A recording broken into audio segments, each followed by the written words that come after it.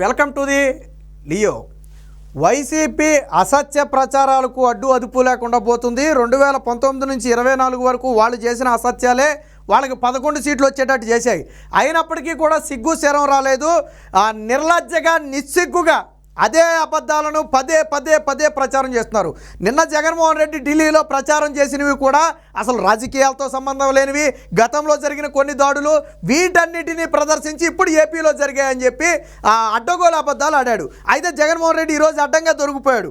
YCP official పేజ్లో ఇదిగో ఇక్కడ ఒక వీడియో అయితే వేసారు చూడండి. ఇక్కడ వీడియో అయితే మనం చూపించట్లేదు. ఏపీలో ఎప్పుడూ లేని విధంగా శృతి మించుతున్న ర్యాగింగు, ఎప్పుడూ లేని విధంగా ఈ పాయింట్ గుర్తుపెట్టుకోండి. పల్నాడు జిల్లా నరసరావుపేటలోని ఎస్ఎస్ఎన్ కాలేజీలో ఎన్సీసీ ట్రైనింగ్ పేరుతో జూనియర్ విద్యార్థులను రాత్రి వేళల్లో పిలిచి కర్రలతో చితకబాదిన విద్యార్థులు అని చెప్పి ఒక వీడియో అయితే వేయడం జరిగింది. ఘటన జరిగిన మాట వాస్తవం, కానీ ఎప్పుడు జరిగిందో తెలుసా? గత ప్రభుత్వ హయాంలో జరిగితే ఇప్పుడు అది వెలుగులోకి వచ్చి ఈ ప్రభుత్వం దాని మీద విచారణ చేపట్టి కేసులు నమోదు చేయడం మొదలుపెట్టింది. ఇది స్వయంగా వంగలపూడి అనిత ఎవరైతే రాష్ట్ర హోంమంత్రి ఉందో ఆవిడ అకౌంట్ నుంచి వేసినటువంటి ఇదిగో ఫిబ్రవరి 2024 గత వైఎస్ఆర్సీపీ ప్రభుత్వంలో జరిగిన పల్నాడు జిల్లా నరసరావుపేటలోని ఎస్ఎస్ఎన్ కాలేజీలో జరిగిన ర్యాగింగ్పై ఇప్పుడు రాష్ట్ర ముఖ్యమంత్రి వర్యులు నారా చంద్రబాబు నాయుడు గారి ఆదేశాల మేరకు యాక్షన్ తీసుకోవటం వల్ల బయటకు వచ్చింది. అంటే ఇది జగన్మోహన్ రెడ్డి ఉన్నప్పుడు జరిగినటువంటి ఘటన.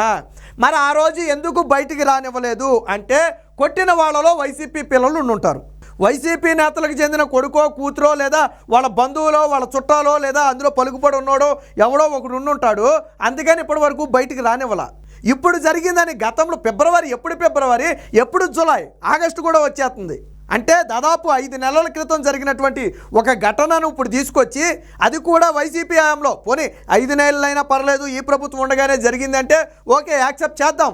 నువ్వు ముఖ్యమంత్రిగా ఉన్న సమయంలో జరిగింది, ఎన్నికల కోడ్ కూడా రాలా అప్పటికి.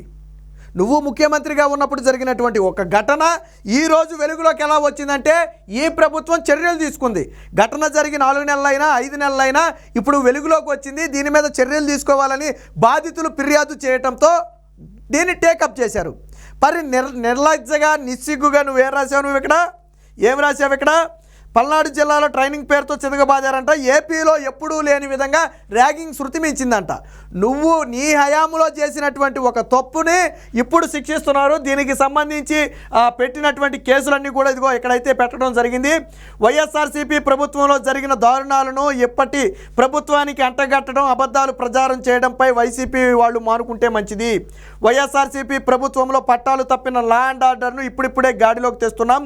ఇటువంటి తప్పుడు ఆరోపణలు చేసి ప్రజల చేత చీకెట్టించుకోవటం వైసీపీ పార్టీ వాళ్లకు కొత్త ఏమీ కాదు. లా అండ్ ఆర్డర్ విషయంలో ఎవరు తప్పు చేసినా కఠిన చర్యలు తీసుకుంటామని చెప్పి చాలా స్పష్టంగా చెప్పడం జరిగింది. దీని మీద పోలీసులు కూడా వివరణ ఇచ్చారు. ఒకసారినండి. ఈరోజు నరసరావుపేట 1 టౌన్ పోలీస్ స్టేషన్ పరిధిలో గల ఎస్ఎస్ఎన్ కాలేజీ నందు ఈ సంవత్సరం ఫిబ్రవరి 2వ తారీఖు ఎస్ఎస్ఎన్ కాలేజీ హాస్టల్లో ఎన్సీసీ డేట్ అన్నారు కదా, ఫిబ్రవరి 2వ తారీఖున ఎస్ఎస్ఎన్ కాలేజీలో జరిగినటువంటి ఈ ఘటన ఫిబ్రవరి 2వ తారీఖున చంద్రబాబు నాయుడు ముఖ్యమంత్రిగా ఉన్నాడా లేక జగన్మోహన్ రెడ్డి ముఖ్యమంత్రిగా ఉన్నాడా? అప్పుడు లా అండ్ ఆర్డర్ని కంట్రోల్ చేయాల్సింది జగన్మోహన్ రెడ్డి, చంద్రబాబు నాయుడు. అప్పుడు లా అండ్ ఆర్డర్ని కంట్రోల్ చేసింది నాటి డీజీపీయా, నెట్ డీజీపీయా? అప్పుడు లా అండ్ ఆర్డర్ని కంట్రోల్ చేసింది నాటు హోంమంత్రి, నేటి హోంమంత్రి? ఎవరి హయాంలో జరిగిన ఘటనను ఎవరికి అంట కడుతున్నావు నువ్వు? ఢిల్లీలో నువ్వు చూపించింది ఇదే కదా. నువ్వు ఢిల్లీలో ఇలాంటి అబద్ధాలనే కదా నువ్వు ఢిల్లీలో చూపించింది. ఢిల్లీలో నువ్వు వాస్తవాలు వేసావా? పోలీసులే చెప్తున్నారు వినండి. ఎన్సీసీ విద్యార్థులైనటువంటి సి సర్టిఫికేట్ సంబంధించినటువంటి పిల్లలు, బి సర్టిఫికేట్ సంబంధించిన విద్యార్థులు కొంతమందిని ర్యాగింగ్ పేరుతోటి కాలేజీ హాస్టల్ రూమ్లో కొట్టడం జరిగింది. గతంలో వాళ్ళు కొట్టేటప్పుడు ఆ వీడియోని కూడా తీసుకోవడం జరిగింది. ఆ వీడియోని ఈరోజు కొంతమంది సోషల్ మీడియాలో పోస్ట్ చేయడం ద్వారా దాని మీద మేము విచారణ చేపట్టి ఎవరైతే ఈ యొక్క దారుణానికి పాల్పడి పిల్లల్ని కొట్టారో వాళ్ళ కంప్లైంట్ ఏదైతే ఉందో వాళ్ళ దగ్గర తీసుకొని విచారణ చేపట్టి వాళ్ళందరి మీద చర్య తీసుకుంటారని తెలియపరుస్తున్నారు. ఈరోజు నరసరావుపేట 1 టౌన్ పోలీస్ స్టేషన్ విన్నారు కదా. అప్పుడు జరిగినటువంటి దారుణానికి సంబంధించి ఈరోజు వీడియో బయటకు వచ్చింది. ఎప్పుడైతే బయటకు వచ్చిందో తక్షణమే విచారణ చేపట్టారు. కానీ ఇప్పుడు ఘటన కాదు, అది ఫిబ్రవరి 2వ తారీఖున జరిగినటువంటి ఘటన. వైసీపీ లెగిస్తే నిత్యం ఇదే అసత్యాలు, ఇదే అబద్ధాలు, ఇదే రోతరాతలు. రాష్ట్రంలో ఎక్కడ ఏం జరిగినా చంద్రబాబు గంటకట్టడం, గతంలో 5 ఏళ్ల క్రితం జరిగిన ఘటనను కూడా తీసుకొచ్చి ఇప్పుడు చంద్రబాబు గారి పాలనలో జరిగినట్టుగా రాయటం. మొన్న కూడా ఎక్కడో ఒక చోట దాడి జరిగితే అది ఫేక్, అది వేరే రాష్ట్రంలో ఎక్కడో జరిగినటువంటి దాడి. అది దాని వీడియోని తీసుకొచ్చి అక్కడ పెట్టేసి వాయిస్ లేకుండా ఆంధ్రాలో అరాచకం జరుగుతుందని చెప్పి వీడియోలు పోస్ట్ చేశారు. అది ఎక్కడో ఇతర రాష్ట్రంలో ఎప్పుడో జరిగిన ఘటన. అది ఎలాంటి నీచానికి పాల్పడ్డారంటే జగన్మోహన్ రెడ్డి ఒకటే, చంద్రబాబు నాయుడు గారి పాలనలో లా అండ్ ఆర్డర్ లేదు అని ప్రజలను నమ్మించాలనే ప్రయత్నం చేస్తున్నాడు. దానికోసం ఇలాంటి కుట్రలకు కుతంత్రాలకు తెరదీస్తున్నాడు. ముందు జగన్మోహన్ రెడ్డిని జైల్లో పెడితే తప్ప ఇలాంటి దాడులు ఆగే పరిస్థితి లేదు. కఠినంగా శిక్షించాలి. ఇప్పుడు వైఎస్ఆర్సీపీ సోషల్ మీడియాలో ఇంత నిర్లక్ష్యంగా, ఇంత నిస్సిగ్గుగా దీన్ని పోస్ట్ చేశారు కదా, ఖచ్చితంగా వాళ్ళ మీద చర్యలు తీసుకోవాలా.